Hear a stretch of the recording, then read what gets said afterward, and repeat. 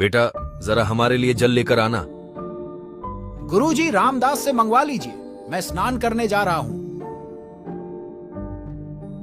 भाई, आप सब अपने नाम के पीछे दास लगाते हो, लेकिन आपको पता है दास की परिभाषा क्या होती है?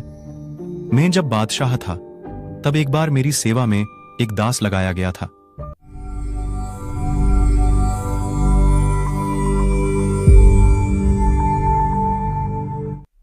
पहले के बताए भागों में आपने देखा कैसे पूर्ण परमेश्वर कबीर साहिब जी की लीलाओं ने बादशाह सुल्तान अदम को अपनी गद्दी और महल त्यागने पर मजबूर कर दिया। अब देखिए कि सुल्तान अदम को कैसे सच्ची राह मिली और वहीं सुल्तान अदम ने कई अन्य संतों तथा भक्तों को भी सीख दी।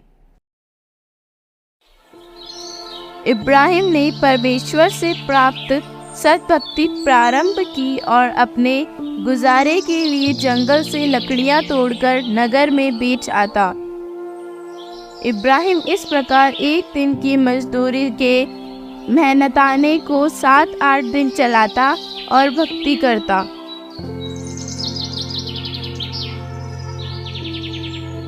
दिन बीतते गए।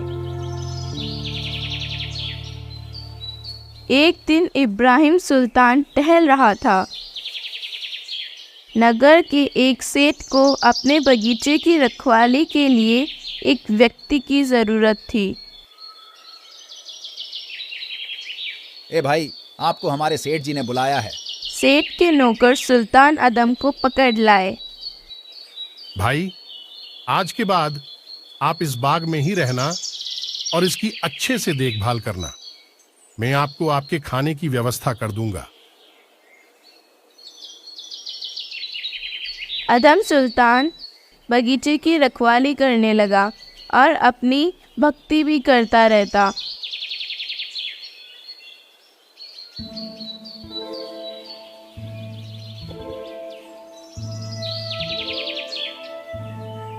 सारा दिन अदम सुल्तान टहलता हुआ भक्ति करता रहता।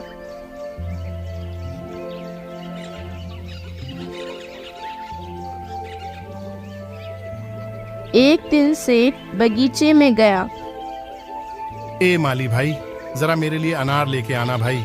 सुल्तान अनार लेकर आता है और सेठ को दे देता है।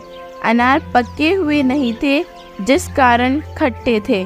थू, अरे मूर्ख, तुम्हें इतने दिन हो गए यहाँ और अभी तक यह भी पता नहीं चला कि मीठा अनार कैसा होता है।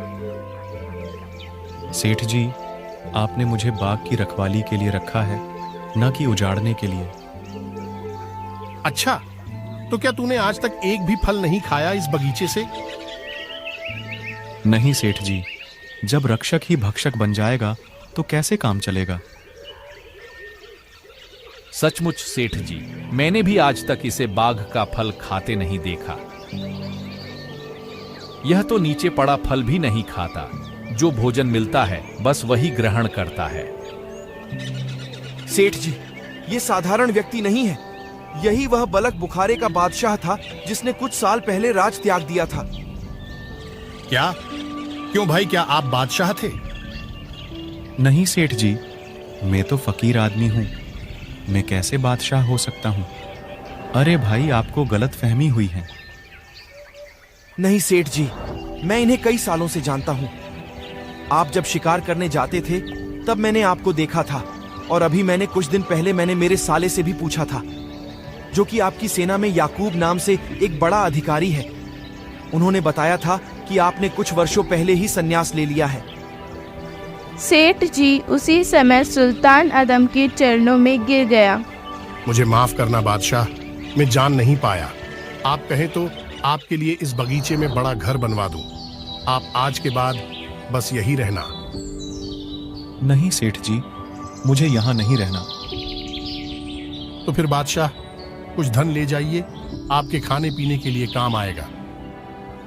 सेठ जी, आपका दिल से धन्यवाद, लेकिन मैं ये कुछ नहीं लूंगा।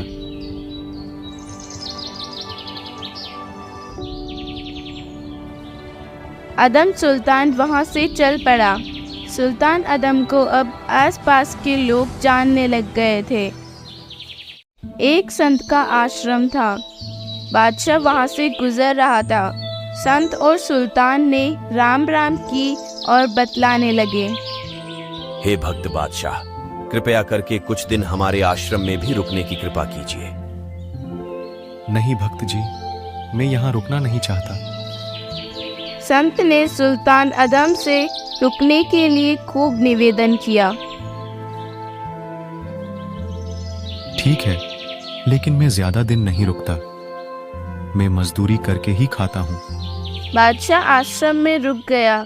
बादशाह ने आश्रम में रहने वाले संत के शिष्यों में देखा कि सभी अपने नाम के पीछे दास लगाते हैं, लेकिन दास के गुण एक में भी नहीं थे। संत जी जिसे भी सेवा या कुछ काम के लिए आज्ञा देते तो सब बात को टालने की कोशिश करते। बेटा, जरा हमारे लिए जल लेकर आना। गुरुजी रामदास से मंगवा लीजिए, मैं स्नान करने जा रहा हूँ। इस प्रकार संत भी परेशान थे। बादशाह ने सभी भक्तों को बुलाया। भाई, आप सब अपने नाम के पीछे दास लगाते हो, लेकिन आपको पता है दास की परिभाषा क्या होती है? मैं जब बादशाह था तब एक बार मेरी सेवा में एक दास लगाया गया था। मैंने उससे पूछा कि भाई, आपका नाम क्या है? उसने कहा कि मैं आपका दास हूं और दास को चाहे भला बुरा कुछ भी कहो, मैं सेवा में तैयार रहूंगा। मैंने कहा कि आपको क्या खाना पसंद है? तब उस दास ने कहा कि दास को मेरे मालिक सूखा टूक भी देंगे तो भी मैं खुश रहूंगा, और जो फटे पुराने कपड़े दोगे वही मेरी पसंद होगी। मैंने उसे मुक्त कर दिया और उससे एक सीख ली कि दास कैसा होता है। सुल्तान अदम ने उन्हें खूब समझाया। अदम सुल्तान की बातों ने सभी भक्तों को झकझोर कर रख दिया। उसके बाद संत के सभी शिष्य संत की आज्ञा का पालन करने लगे और सेवा में एक दूसरे से आगे आने लगे। सुल्तान अदम आश्रम से निकल गया और वापस नहीं आया।